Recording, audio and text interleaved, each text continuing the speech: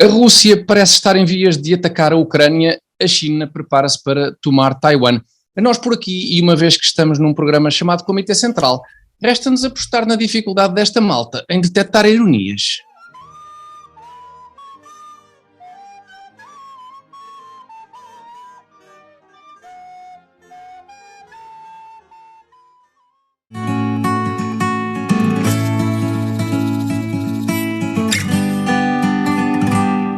Comitê Central número 33, emissão de 17 de dezembro de 2021, convosco, como sempre, Alberto Gonçalves, Carlos Guimarães Pinto e eu próprio, Tiago Dores. Hoje vamos falar de detenções, vamos deter-nos nas declarações de Rio sobre detenções, vamos falar de um candidato a deputado que detém a maior coleção de cartões de militante da Europa e vamos responder a uma questão que detecta, até de forma muito bem vista, um problema com a segurança social.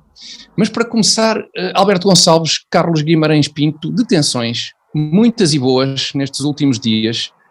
Eu destacava talvez a de Manuel Pinho, que estabeleceu um novo máximo em cauções, e gostava de ter os vossos comentários sobre esta vasta panóplia de ações por parte da justiça portuguesa, que numa altura natalícia decidiu aparentemente entrar em ação forte e feio. Alberto e Carlos, Manuel Pinho, que vos apraz dizer sobre a detenção de Manuel Pinho? Ou qualquer outra detenção que vos tenha agradado ao longo destes últimos dias? Força, Carlos. Posso... há aqui dois temas que para mim parecem importantes. A primeira questão é que a justiça está a funcionar. Isso é bom. É bom que se envie esse tipo de mensagem, apesar de ser... Parece que haver ali um corretivo, que se está a corrigir erros do passado, aquela questão do rendeiro, que foi claramente um descuido da justiça durante muito tempo, ao saber, não era muito difícil de adivinhar que alguém que não tinha muito a perder, que já não tinha grandes expectativas de ter uma carreira profissional dentro do país, que se pudesse arriscar a fugir do país e que possivelmente teria recursos para isso, e depois erraram, e depois houve um bocadinho aquela correção, né? Diz a polícia judiciária conseguiu apanhar o rendeiro. Obviamente não foi a polícia judiciária, porque a polícia judiciária em Portugal não consegue prender ninguém na África do Sul. Eventualmente terão algum mérito nos contactos que fizeram, mas não foram eles que detiveram o rendeiro. Mas de qualquer forma houve ação, e isso é importante. É importante até para que não haja de forma permanente esta ideia entre as pessoas de que quem tem, que a partir de determinado patamar da conta bancária, a justiça já não se aplica necessariamente da mesma forma. Claro que isso ainda acontece, há vários exemplos por aí, mas envia um bom sinal, e depois há a parte em que eu tenho alguma dificuldade e percebo que se queira fazer este tipo de coisas porque se sente que estas pessoas são inimputáveis e que não vão ser castigadas de nenhuma forma, e portanto sente-se ali alguma vontade de as humilhar, já que possivelmente não vão ser presas, ou normalmente não são presas, não pagam pelos seus crimes, então vamos tentar humilhar de outra forma. Depois publicam-se aquelas fotografias do homem em pijama, e depois as redes sociais muito entusiasmadas porque o rendeiro foi para uma prisão onde se leiloam os novos presos para serem violados e que apanham todos sida ao final de 2 dias. E honestamente, e me choca-me um bocadinho. Havia alguém que dizia que a civilidade de um país não é tanto pela forma como vê-se pela forma como trata os seus presos, ou seja, todos aqueles que as pessoas mais detestam, menos querem que sejam bem tratados, se for capaz de os tratar, já depois de condenados, etc, se for capaz de os tratar com alguma humanidade, é um sinal de civismo. E é que nós nem temos uma coisa nem outra, nenhuma justiça que funciona para efetivamente sentir que quem comete crimes pode perder liberdade independentemente do tamanho da sua carteira ou do tamanho da sua conta bancária, nem depois de condenados, depois de apanhados, se tem esse nível de civismo. Parece que se compensa uma coisa com a outra, que a nossa justiça não funciona e eles conseguem todos escapar, mas o pouco que conseguimos, que é humilhá-los em público e vamos tentar fazer isso porque é o único castigo que tem. E são esses dois pontos que me chatearam particularmente.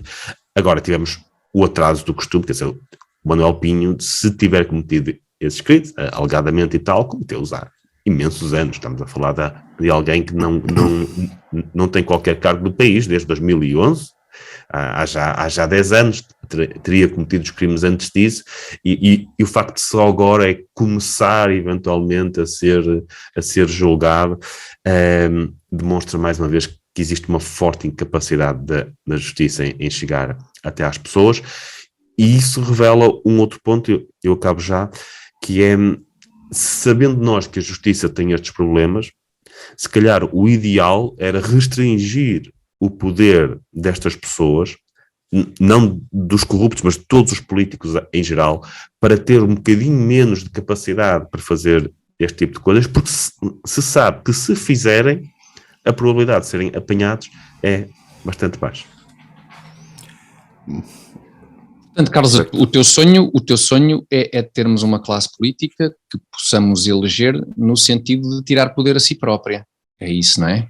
De restringir os seus próprios poderes. Pois, é capaz de ser um bocado bonito pensar nisso. É bonito, e estamos, sim, perto do Natal. Porque a prevenção é a altura certa para termos este tipo de... Mas não será que estes festejos com a justiça do Rendeiro, a propósito da prisão do Rendeiro, eu não acho que sejam, independentemente do grau de festejos ou do mau gosto das circunstâncias, eu não acho que tenham a ver exatamente com o facto da justiça se estar a realizar. Eu acho que tem a ver com o ponto de vista político de quem celebra a prisão do Rendeiro. Não digo qual fica satisfeito que um tipo que está acusado de uma série de crimes que seja detido. Mas isso depende muito do tipo e depende muito do percurso dele, depende muito das pertenças políticas dele. E os festejos vão ao encontro disso. Não se festeja a consagração da justiça ou a eficácia da justiça. Festeja-se o facto de ter sido preso um tipo que é antipático para uma série de pessoas, ou para uma maioria de pessoas. E depois, ao mesmo tempo, também há tipos que, por crimes semelhantes e superiores ao do Rendeiro, continuam aí e ainda não os vimos de pijama. E nunca os vamos ver de pijama. Se pudermos dispensar também não faço grande questão, mas de facto haverá outros casos em que não há sequer esta preocupação de fugir daqui para fora, não é? Não, de todo. Em que se continua a levar uma vida... Uma vida de altíssimo conforto, vamos dizer um eufemismo, não é? Especialmente quando se ajuda a patrocinar também a festa do Avante, quando certos banqueiros o fazem e tal, portanto está mais ou menos garantido que nunca os vamos ver de pijama.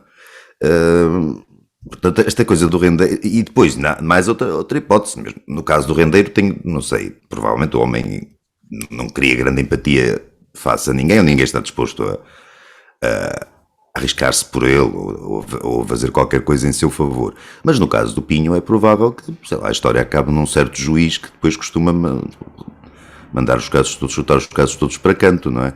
Pois isto é uma competição de juízes, não é? Cada um deles parece aproveitar... Da ideia que há dois juízes em Portugal. Há dois e cada um vai aproveitando os pequenos lapsos de tempo em que consegue agir para tentar fazer ao contrário do outro, e andamos neste joguinho, para trás e para a frente. Manuel Pinho teve o caso de Manuel Pinho está mais complicado desde há uns dias, porque José Sócrates pronunciou-se indignado com a detenção.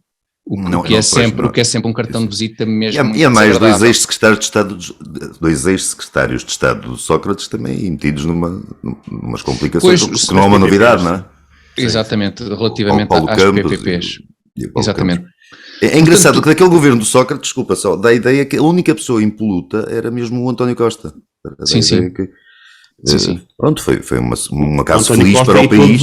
Os ministros que continuaram e os que o António Costa foi lá buscar. E esses continuam realmente pronto, são pessoas honestíssimas e decentíssimas. Foi bom para o país, isso há que dizer que o António Costa teve pontaria, conseguiu escolher todos os... É aquela habilidade para tirar do meio daquilo tudo, com muito cuidadinho, só mesmo escolher quem está absolutamente impoluto. Ele foi uma pocilga e só retirou gente limpa, não é? Sim. É uma boa imagem. Bom, houve também detenções no futebol, surpresa. Detenções no futebol, claro que isso, enfim, se calhar não merece grande comentário. Um empresário qualquer, um empresário. Sim, acho que no futebol há para lá de vez em quando, há para lá umas trafolhices e não é nada de especial. O que se calhar merece comentário um pouco mais aprofundado foi a reação de Rui Rio a estas detenções e as subsequentes reações à reação de Rui Rio.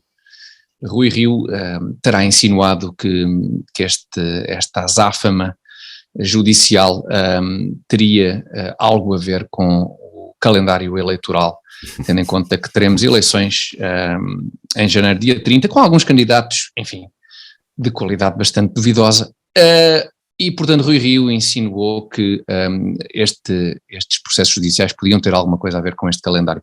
A vocês também vos parece tal?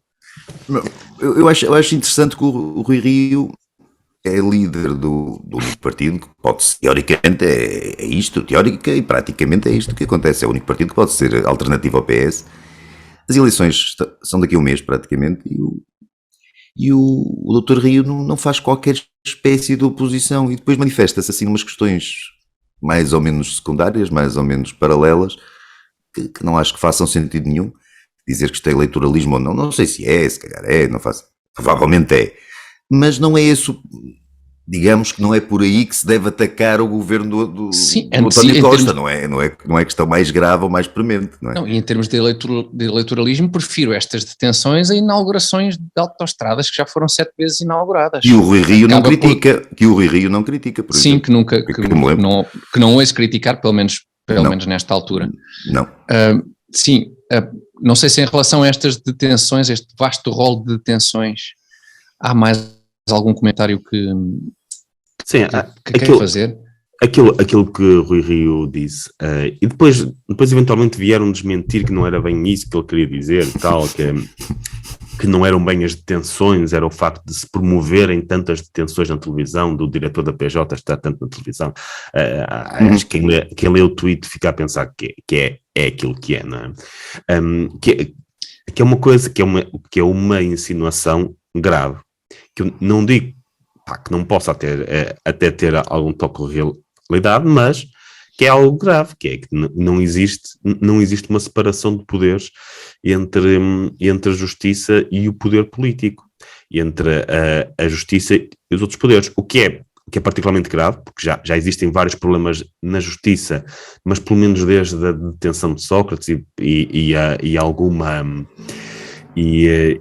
alguns políticos condenados ou pelo menos acusados. Carlos, desculpa, só perguntar, qual foi o papel do Rio na questão da Procuradora-Geral da República, por exemplo? Exatamente. É a última pessoa que legitimidade se poderia queixar exatamente, que se poderia queixar da politização da justiça. Mas deixou passar tudo, não é? Com alto empenho, com particular empenho. Bom ponto. Mas isto já temos problemas suficientes na justiça, se ainda pairar isto, que é possível, não sei se é verdade, se não é, mas sabe quem lá estiver, e acho que não ajuda a escolha que António Costa fez da sua Ministra da Justiça já em 2015, 2016, que é trazer uma magistrada do Ministério Público para a pasta da Justiça, ou seja, partidarizar, de certa forma, aquilo que é uma magistrada do Ministério Público, que ela também é juíza me esqueci-me do nome do tribunal. Eu acho que os 3 cargos são completamente não compatíveis. E agora também acumula com a administração interna. Com a administração interna, pois. Agora acumula, pelo menos temporariamente. E isso foi um mau sinal que se enviou e por isso possivelmente Rui Rio tem ali algum fundo de razão. Agora, quando se lança uma insinuação desse tipo, tem que se dizer o que é que se passa, e obviamente eu não sei, eventualmente nós não sabemos, estamos muito longe do poder, mas quem aprova, quem é líder do maior partido da oposição, quem aprova a substituição da Joana Marques Vidal e por aí fora, tem que saber algo mais para dizer uma coisa daquelas. Era bom que dissesse algo mais. Ele até pode ter razão, ele não tem legitimidade nenhuma. Pois é a última pessoa a poder falar do assunto. Depois disto tudo. Eu acho que o Rui Rio, o que revelou com estas declarações é que é talvez um pouco, eu diria, judicialmente efeminado, porque isto não é o problema não é tanto as detenções, é a forma como se detém. A forma, ele está incomodado com a forma. Há aqui qualquer coisa que é ligeiramente eu acho que há mesmo aqui qualquer coisa, porque no caso do Rui Rio, é impressionante a capacidade que o homem tem de dizer, de falar do secundário e descurar o essencial. Porque ele está muito concentrado na regionalização, Alberto. O homem está concentrado na regionalização. Okay. E, portanto, acho que as alterações mesmo constitucionais que ele quer fazer, e assim, vão um bocadinho mais nesse sentido. Podíamos pensar que era para, de facto, fazer coisas importantes e alterar aspectos importantes da nossa Constituição, mas parece que é mais para encaixar essa ambição de Rui Rio. Ouvi dizer, não, também não. Mas, enfim, muitas detenções... havia de do futebol não chegamos a concretizar. Pois não, porque, não, enfim, acho que ao nível do surpreendente não é tão boa como as outras, mas é um indivíduo que parece que armou para lá umas trafolhices com faturações. Isso não é costume no futebol, não é costume e eu não sei se os nossos dotes contabilísticos, tirando do Carlos, se estão à altura de podermos analisar este caso, porque tem a ver com falsificações de toda a espécie e feitio na operação Malapata. Portanto, é isto. O empresário César Boa mete sempre por chedos para... Uma das coisas que me deixa... eu hoje não acompanho muito o futebol, a Liga Inglesa. Embora já tenha sido já fui árbitro de futebol e treinador. Treinador de futebol feminino. Exatamente, mas desde que fui árbitro deixei de prestar grande atenção ao futebol. Mas é engraçado. Tinhas de prestar só atenção à fruta que te enviavam das bancadas para te desviares, não é? Acabaste não por reparar no jogo. Mas acho sempre piada sempre que vem estes casos em que se vai à procura de faturas, encontra sempre uma fatura para uma bruxa, pá. É incrível, pá.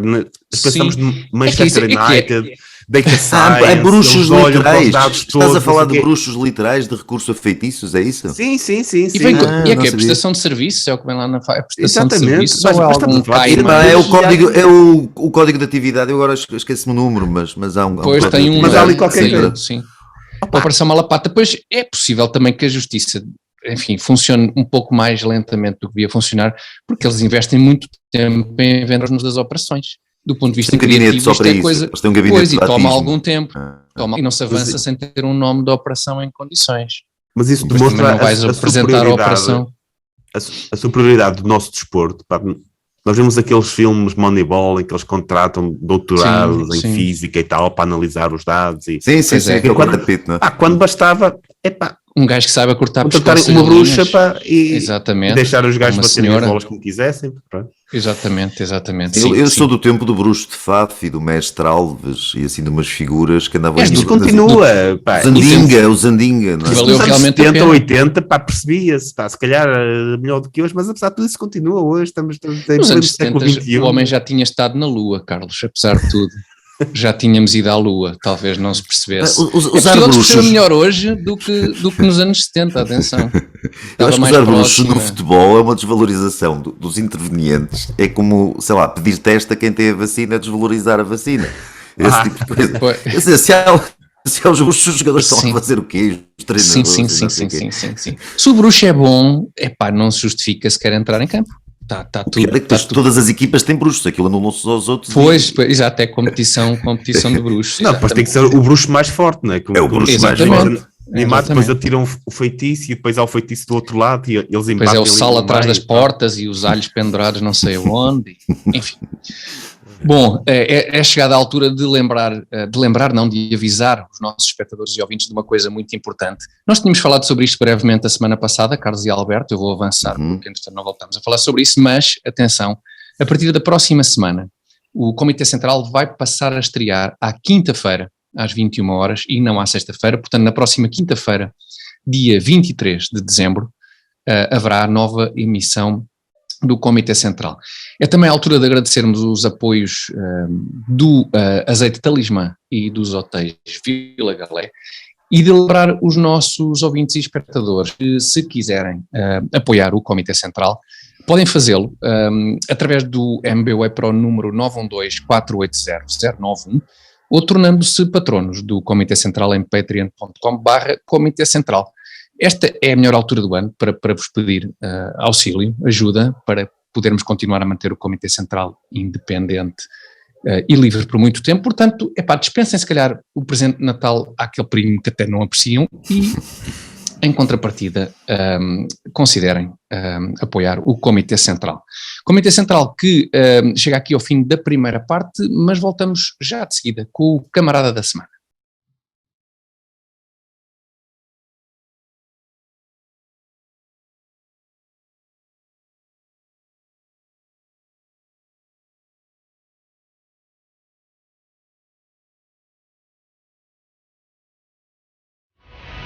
Ofereça bons momentos a quem mais gosta.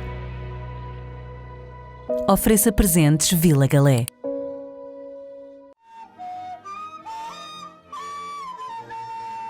E o camarada da semana é Paulo Ralha, cabeça de lista do Chega por Coimbra para as próximas eleições legislativas. E porquê é que Paulo Ralha merece este destaque de camarada da semana? Tão digno este destaque, aliás, porque Paulo Ralha tem um percurso curioso. Paulo Ralha foi militante do PS durante 6 anos.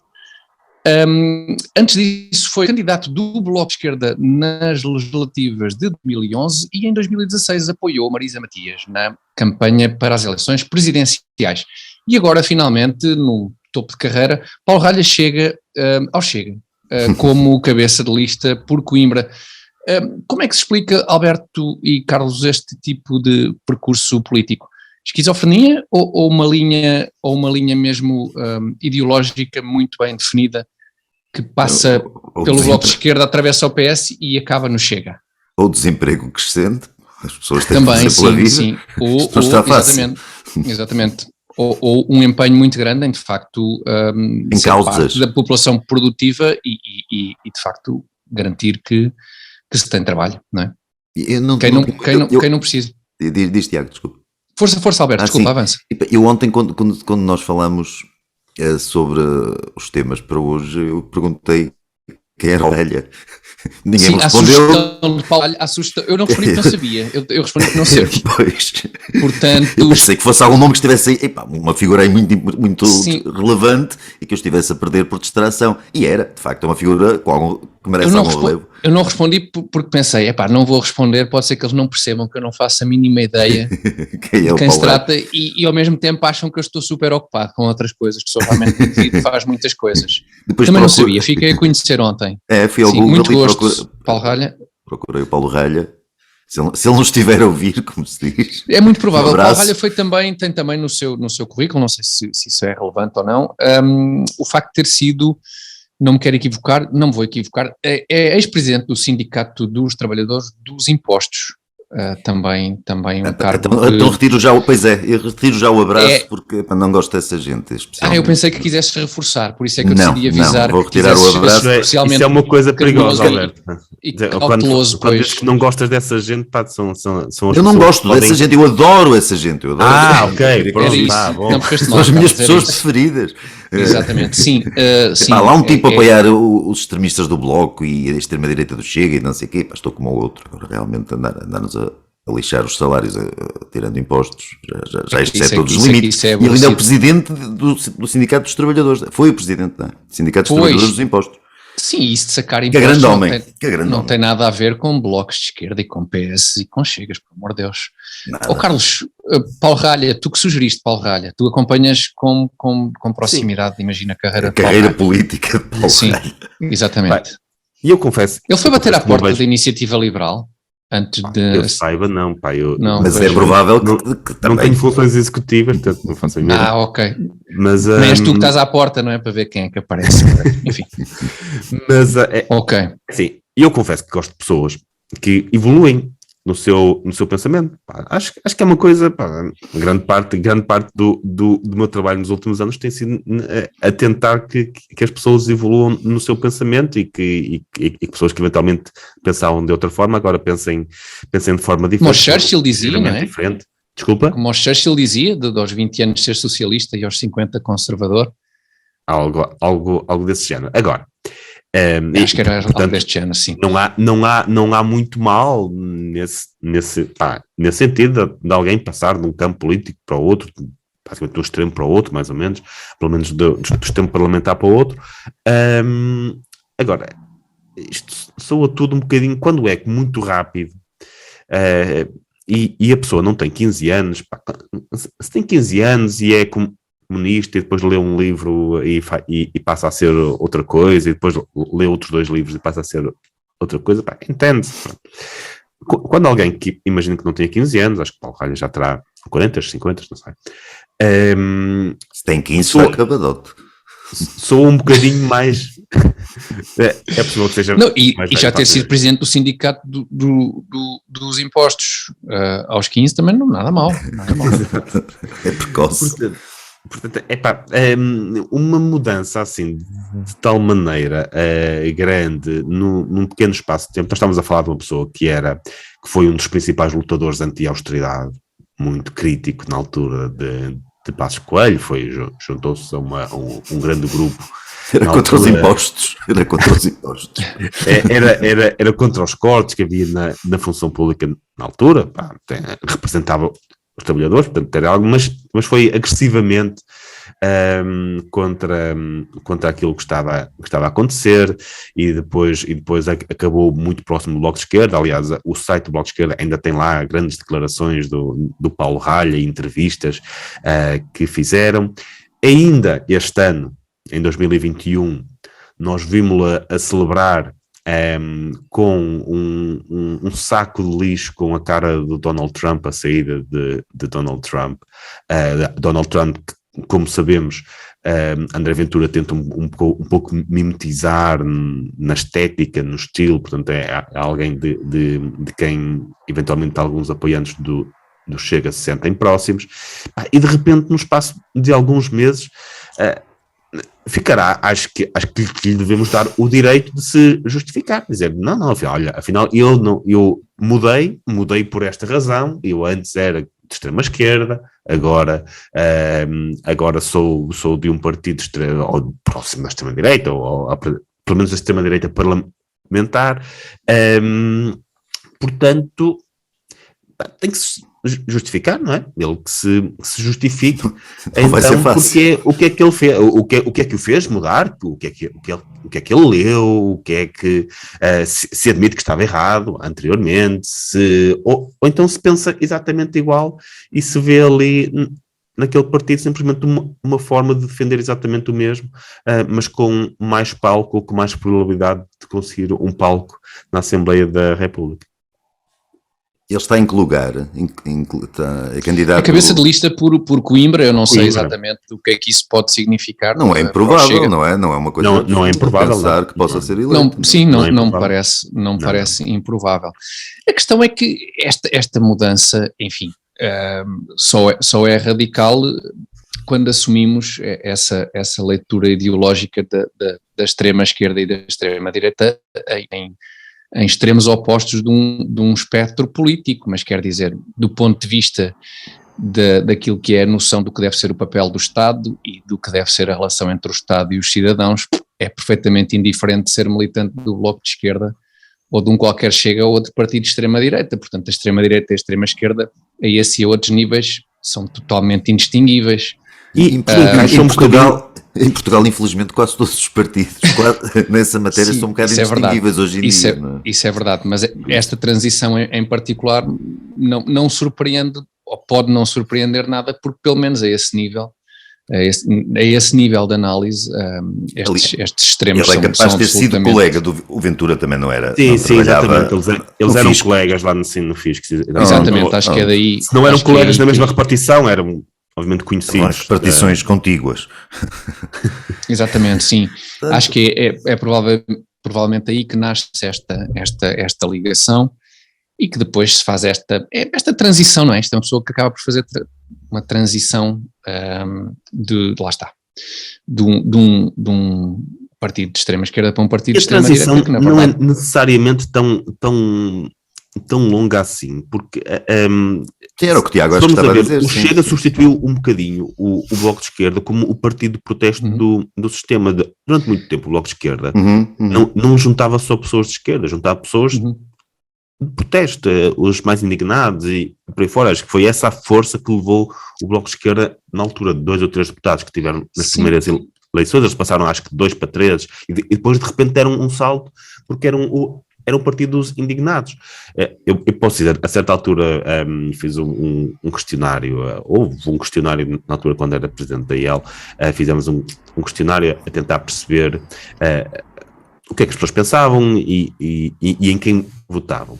E foi interessante que o Bloco de Esquerda está longe de poder ser considerado um partido homofóbico ou racista ou algo desse género, até assume um bocadinho o identitarismo em relação a esses grupos, e via-se numa faixa do eleitorado do Bloco de Esquerda um eleitorado assim.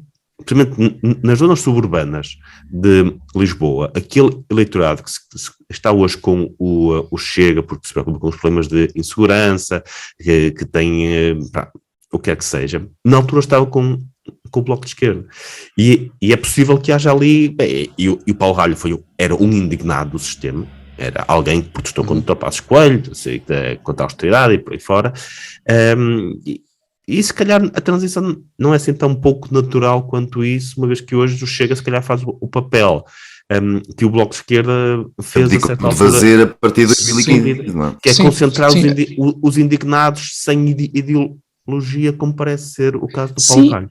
E reacionários e revolucionários, isto cabe tudo, em boa medida, cabe tudo no mesmo... Conseguem acomodar-se bem no mesmo, no mesmo aquela questão, partido. Sim, Tiago, desculpa. Há aquela questão do voto alentejano não Chega, não é? E aquele voto alentejano não vem de certeza do CDS. Quer dizer, pois, exatamente. Eleitores habitualmente comunistas, não é?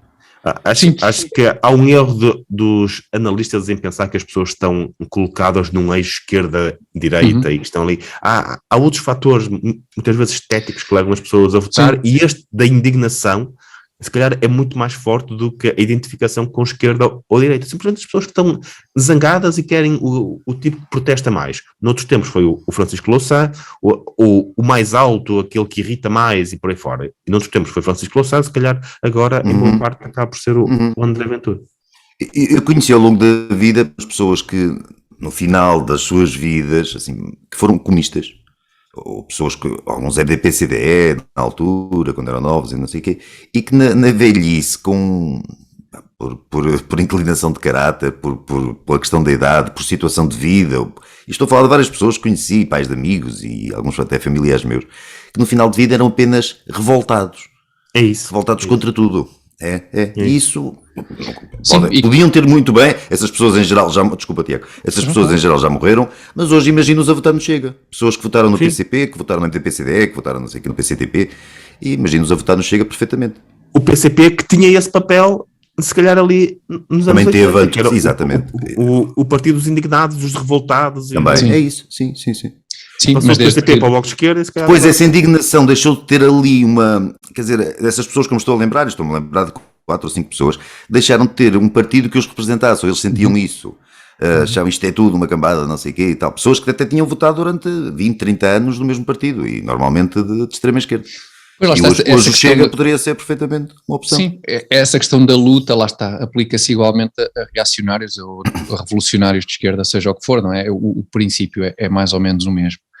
Bom, está explicado o percurso de Paulo Ralha, acaba por ser um percurso que faz todo o sentido, como acabámos de constatar, E muitos parabéns, Paulo Ralha, na qualidade de ex-presidente do Sindicato dos Trabalhadores dos Impostos. Mas ele ainda trabalha no fisco ou já não sei, trabalha? Mas pelo simples não a estou a dar os parabéns. Exatamente, pelo simples não, nós não temos nenhuma antipatia, nem nenhuma, e foi um trabalho realmente, e tenho pena. Que podem ir lá e procurar multas para nos passar.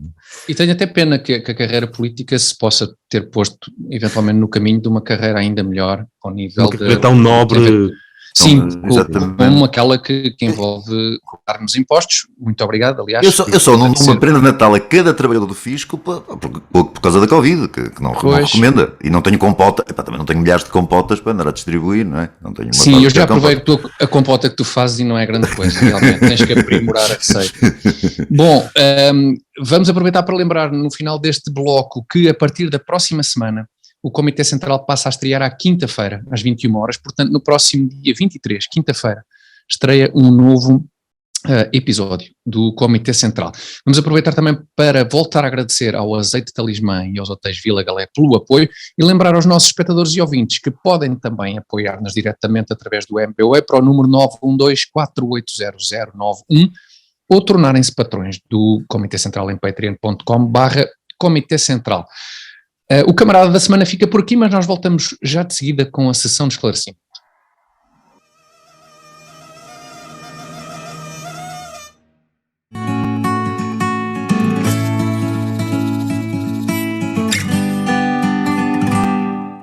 Sessão de esclarecimento, espaço onde respondemos às questões dos nossos espectadores e ouvintes. Por favor, continuem a enviar as vossas questões para comitecentral21@gmail.com.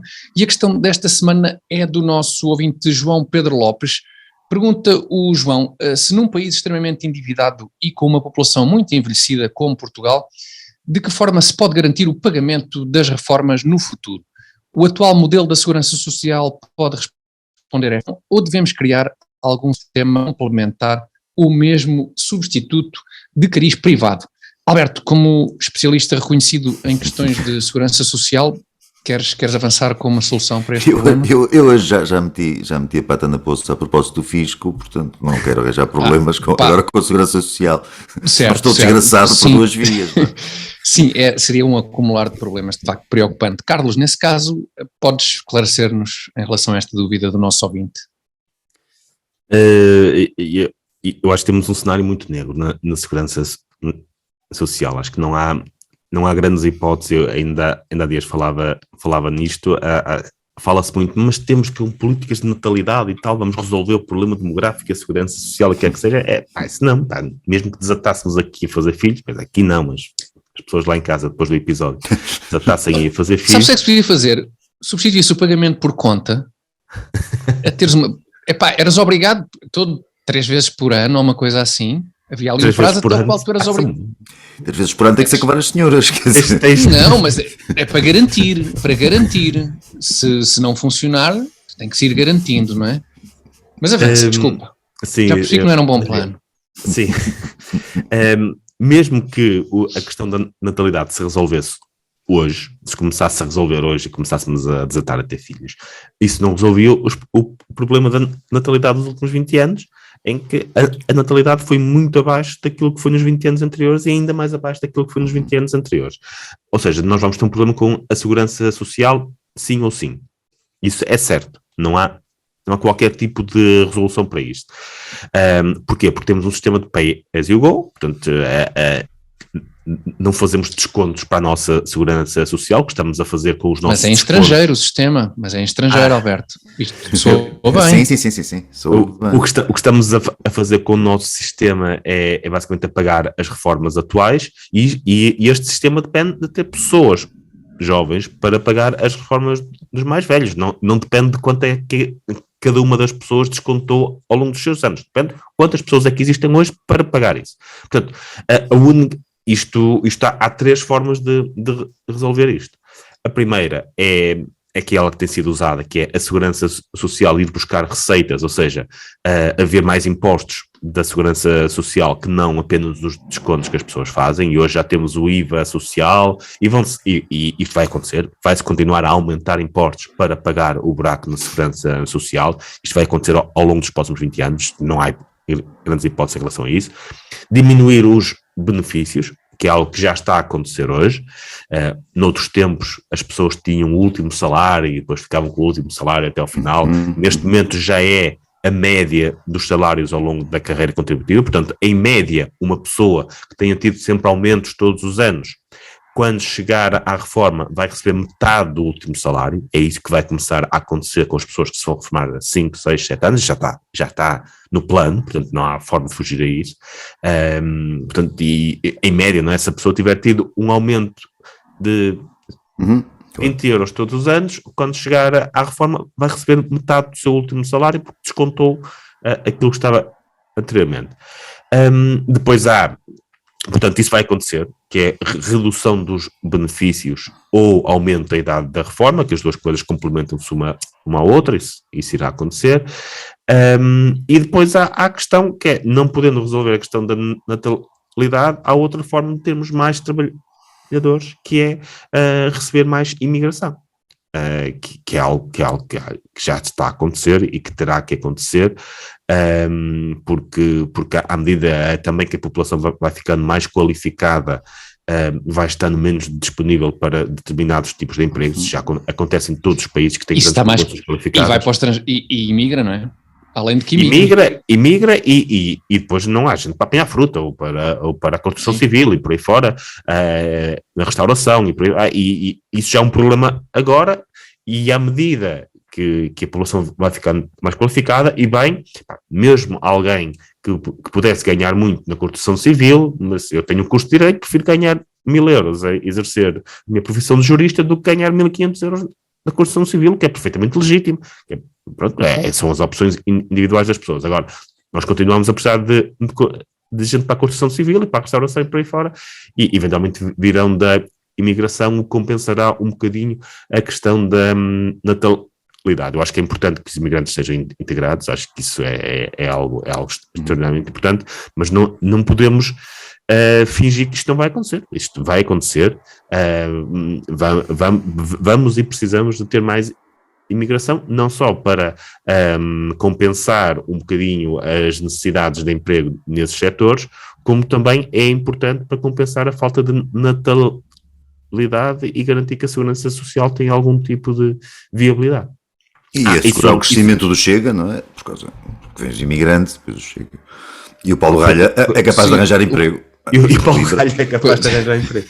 Portanto, sobre a questão do sistema complementar, acho que em termos de política pública isso não vai acontecer, mas se me perguntarem a mim, eu recomendo a toda a gente que tenha o seu próprio sistema complementar se quer continuar a ter o mesmo estilo de vida. O nível de vida, não? Pois, e não há outros sistemas que funcionem melhor noutros sítios, Carlos? Não dava para fazer também estrangeiro, um restart a este sistema e arranjar a forma de financiar um período de transição e depois começar a fazer as coisas de forma diferente? Idealmente sim, e eu acho que deveríamos ir por esse caminho, até por outro motivo, é que o envelhecimento da população é um problema para a segurança social porque nós temos este sistema. Noutros tipos de sistema, isso não é tanto um problema, porque se as pessoas efetivamente poupam ou descontam para a sua reforma, o que acontece se tivermos muitas pessoas envelhecidas é que também temos muita poupança. Sim. Okay? Nós hoje, e tendo muita poupança, temos muita capacidade para investir e tornar as pessoas mais produtivas, e sendo mais produtivas recebem salários superiores, e recebendo salários superiores conseguem descontar mais. Nós temos o problema oposto, que é, nós temos uma população envelhecida, mas como não há poupança, essa população envelhecida não tem poupança porque os seus descontos foram para pagar as reformas anteriores, então temos uma população envelhecida e um país endividado, que devia ser exatamente o oposto. O Japão, por exemplo, passou por isto e teve alguns problemas com isto, mas passou com isto, com o Estado altamente endividado, mas endividado porquê? Porque eram as poupanças das pessoas que foram capazes de garantir o financiamento da economia.